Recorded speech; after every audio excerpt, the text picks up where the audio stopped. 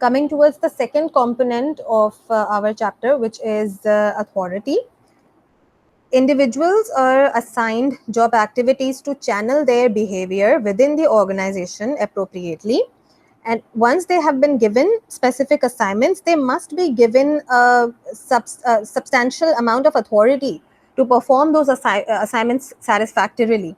Authority is the right to perform or command. It allows its holder to act in certain designated ways and to directly influence the actions of others through orders. It also allows its holder to allocate the organization's resources to achieve organizational objectives.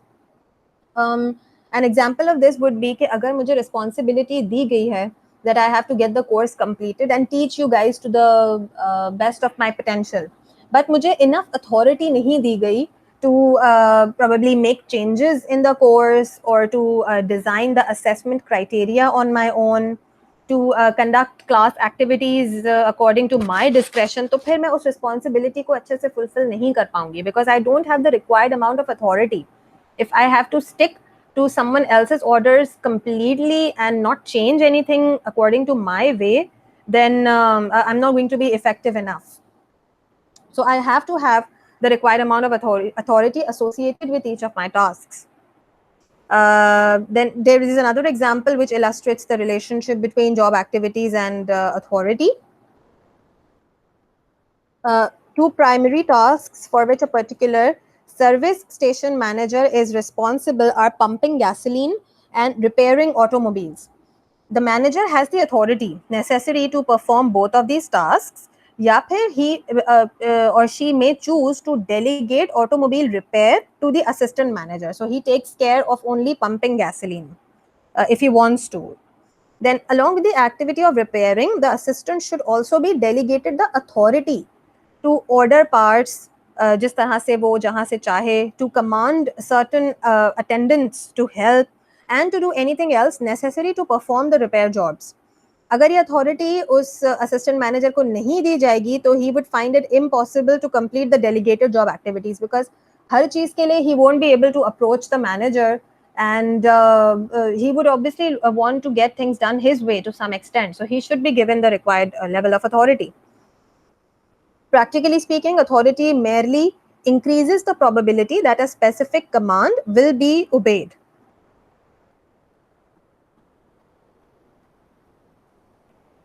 Then there is this notion or an idea that many people believe to be true, and it's usually people who have never exercised power themselves, and they have all these kinds of curious ideas about it.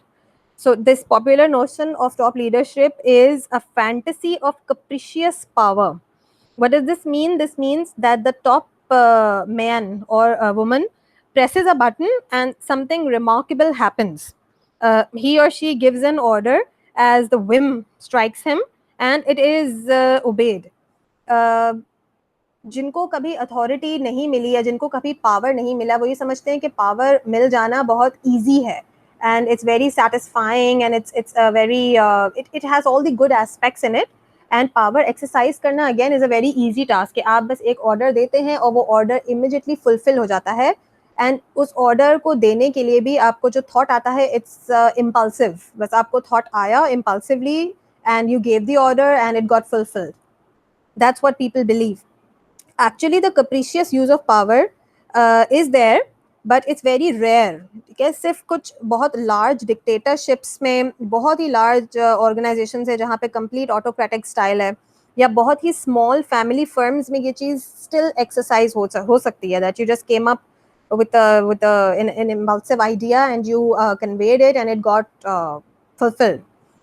But most leaders जो हमारी situations हैं, the organizations that we see around and the country we are part of, most leaders are hedged around. I mean उनके आसपास बहुत सारे constraints होते हैं. They have to follow traditions.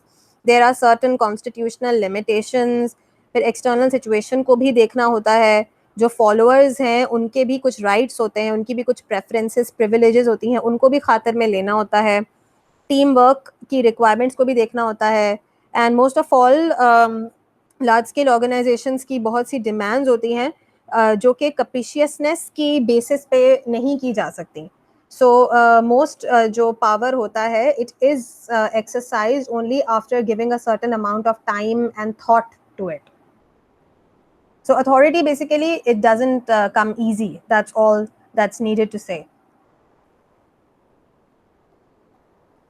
Okay, so the positioning of individuals on an organization chart indicates their relative amount of authority as we have discussed in our previous chapter. And of course, जिन जो top of the chart पे positioned हैं उनकी ज़्यादा authority है as compared to the ones that are positioned towards the bottom. However, exercise of authority is determined less by formal organizational decree than by acceptance among those under the authority. Authority exacts obedience only when it is accepted. For example, if I have a boss, he obviously or she obviously has authority over me, that the tasks that are going to be assigned to me have to be fulfilled and I have to get back to her, get back to him. But क्या मैं उस authority को दिल से accept करती हूँ?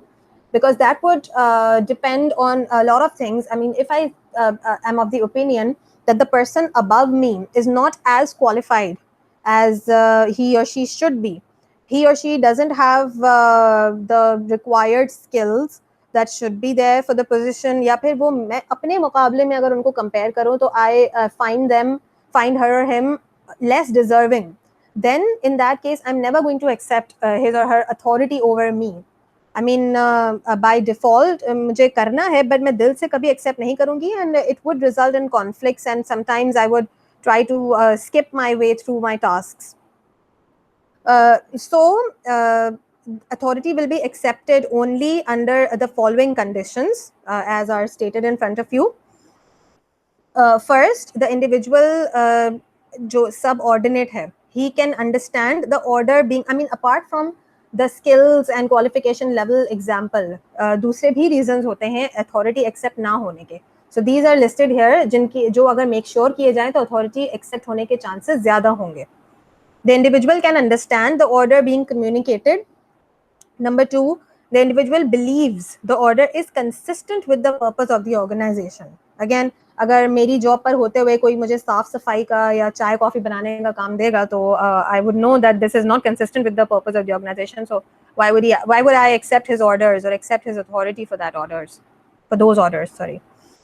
Then number three, the individual sees the order as compatible with his or her personal interests. मेरी personality या मेरी type of person से against या उसके opposite जाकर अगर मुझे कोई task दिया जाएगा तो I mean, that's not going to be acceptable for me.